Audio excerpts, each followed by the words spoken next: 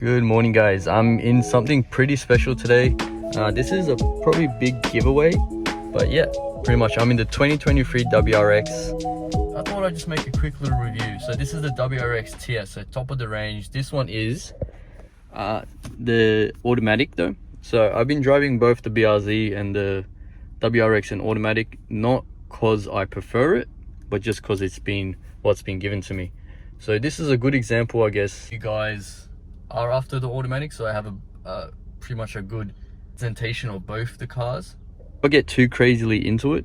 It is a CVT transmission, so it's a 1 gear, but it simulates pretty much gear ratios. I don't completely hate it, but I don't really love it. I think that's the one thing over the BRZ has over the WRX, I'd say. Overall, my driving experience with the WRX TS, at least, it's been good. Like, I really enjoy it. I believe the car does everything. It doesn't ever lack power. Maybe in launch, like off the mark, the CVT gearbox is a bit annoying, just because sometimes it doesn't respond like how you want it to. But if you were to do pretty much, you put your foot on the brake, build up the RPMs, then dropped it, the car actually launches quite well. But yeah, just the feeling of it doesn't feel like there's any gears behind the car, so it's a bit weird sometimes, but it's pretty good too. Like, we'll give it a bit here.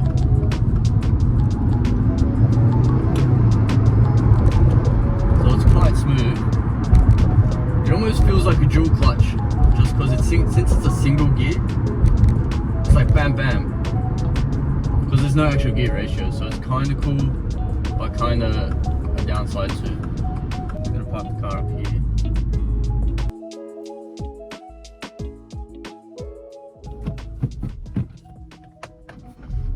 Alright, that's pretty annoying as well, the start button.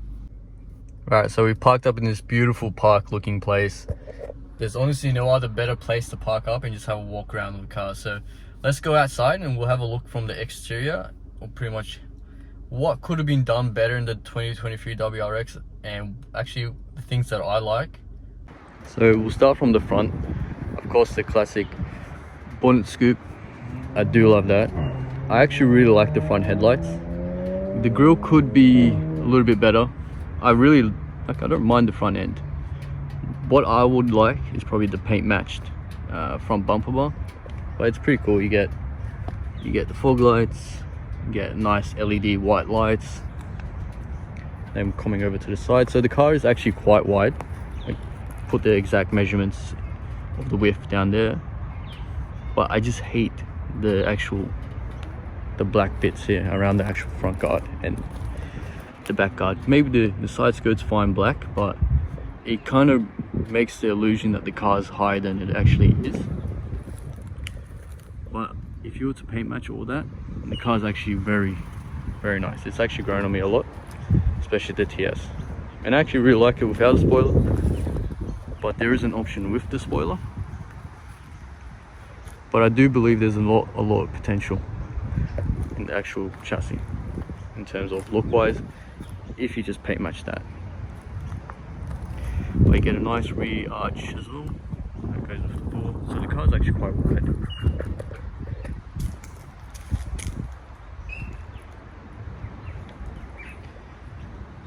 I do like the rear bumper here, so it's actually quite aggressive, and the rear lights look quite nice too.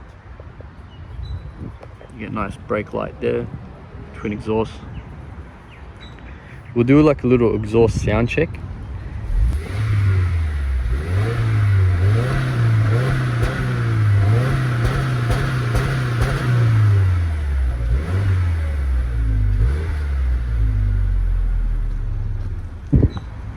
The one thing that annoyed me the most, I guess, on the 2023 WRX or 2022 as well, is how quiet the actual car is, even in Sports Plus. It just doesn't feel like a WRX when it doesn't have that sound. Could do with better wheels, better suspension, but you do they have an option for STI body kit, which also kind of is quite nice. So the question is, what do I rate the exterior of the WRX out of 10? I would probably give it a... Now earlier on it would have been a different number, just because, you know, the first time you see it is always the weirdest. I don't know why, some cars, but then they tend to grow on you. I think that happens with a lot of cars, right? I would give it a 7 out of 10, or maybe like a 6.5. Not in the ways that it's hideous. It's kind of a good thing though. This is a rating out for a stock WRX, like with everything that we've seen. It's a good thing, because yeah, the guards, they're black, so they kind of like look funky, looks a bit tacky, looks a bit cheap. But once you see people that have paint matched ones, it kind of separates you from a stock car to a more tasteful car, if that makes more sense. So your car doesn't look like every car in the actual, you know, traffic, if that makes sense. So your car kind of stands out. But why I give it such a low rating is because you actually have to chuck money into the car to actually make it look, you know, to actually make it look good.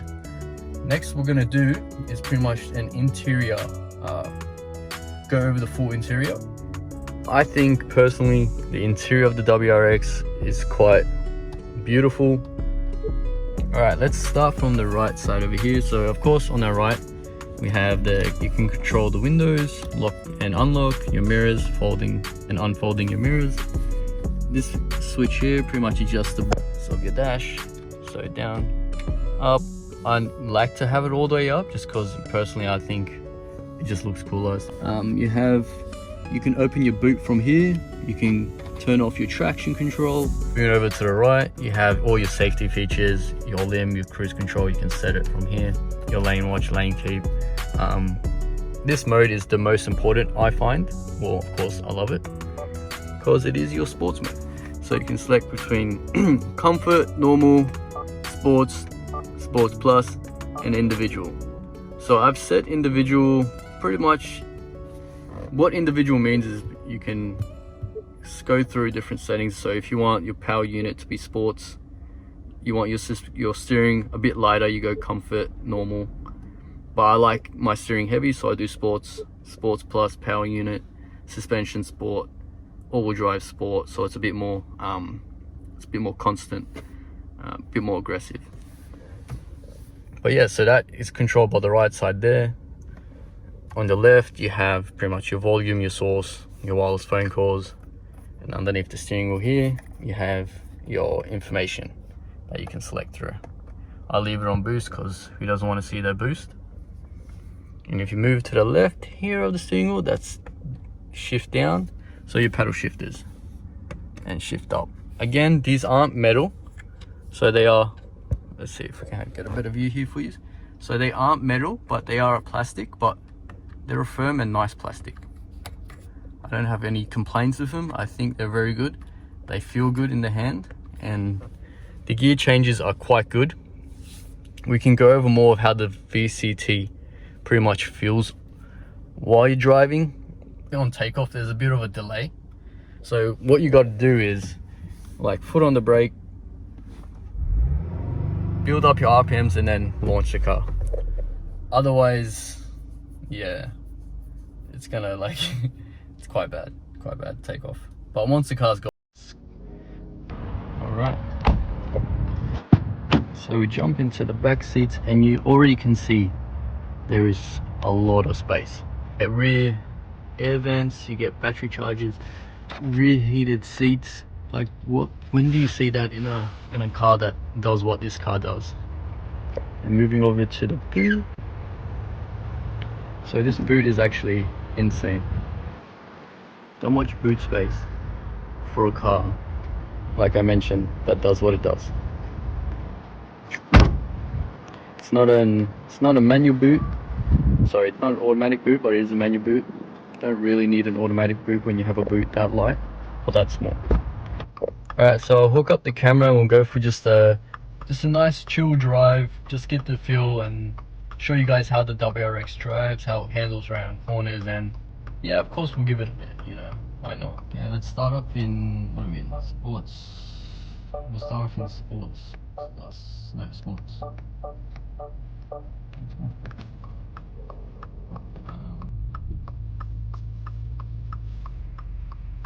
Again, not going to be doing any world record driving, but yeah, it's nice.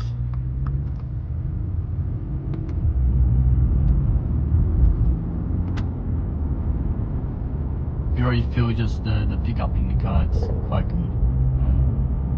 Very smooth drive.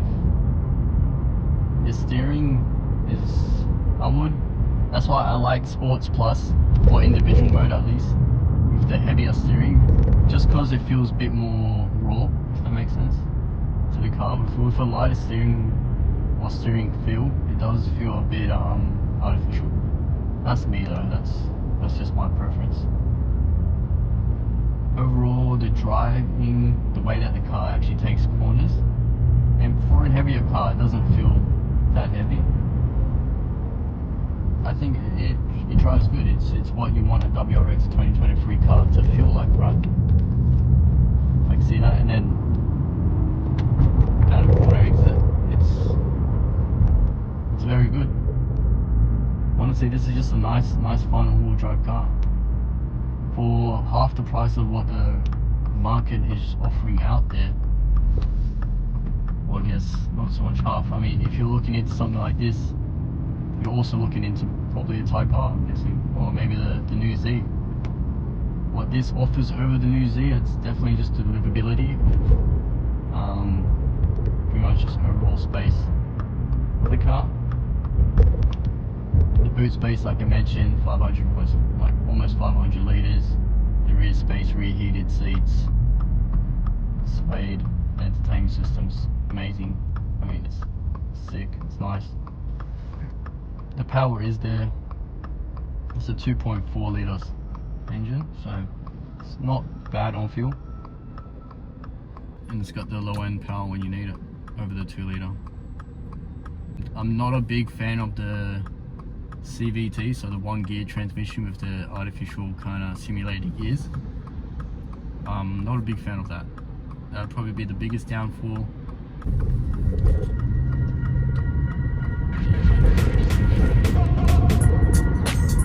Yeah, so like it's plenty fun. Like, yeah, so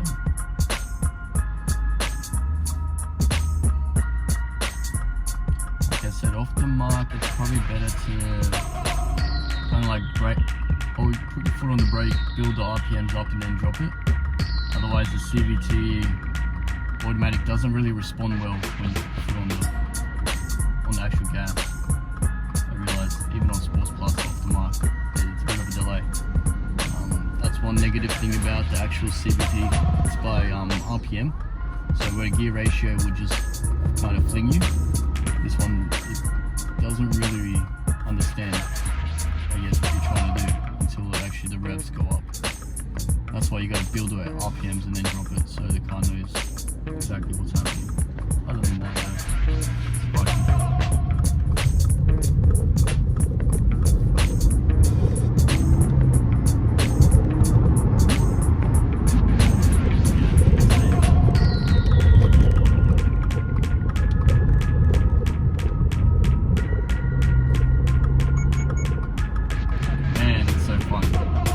like I said, it just holds it. It just keeps holding it. It makes me want to go more and more, and it's so comfortable at it too. It really is a good car.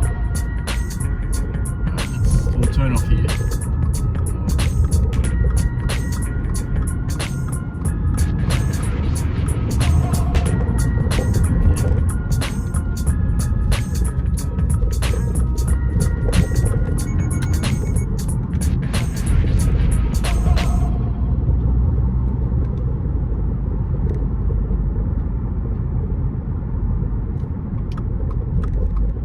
One thing that would completely set the car off would be if it had that Wrx rumble. Which of course you can do aftermarket. I'm just really rating the car, reviewing the car if you were to just buy it from factory, how it would be.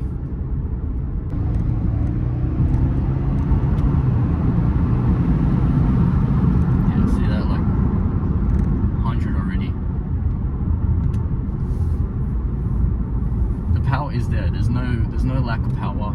It's quite insane how quiet it is though, right? Some people that's a good thing, some people it's not really the best thing for them.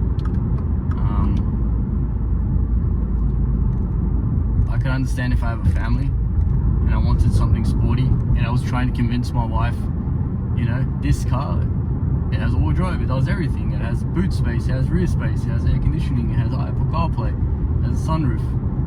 It's starting to rain. I would say this would be the car for that person to convince his wife that we need a WRX. And maybe that's what it's for. Maybe that's what it's targeted for. And then they already know the people that would buy it, that wanted to modify it, will change the paint of the guards, will put a body kit on it, will put an exhaust, will put, so, you know, they might as well target the people that also want it for an everyday car. Sorry, leave room for modification for people that want to modify.